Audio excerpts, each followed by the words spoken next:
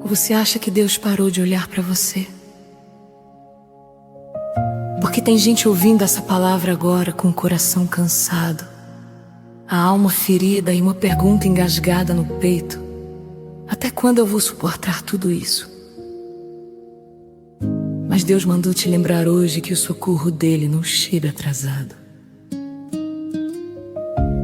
Salmos 121 diz: eleva os meus olhos para os montes, de onde me virá o socorro? O meu socorro vem do Senhor que fez o céu e a terra. Então escuta isso com fé. O teu socorro não vem dos homens, não vem das circunstâncias, não vem daquilo que é passageiro. O teu socorro vem do Deus que nunca perde o controle. Meu socorro vem do Senhor, meu abrigo, minha paz, meu amor.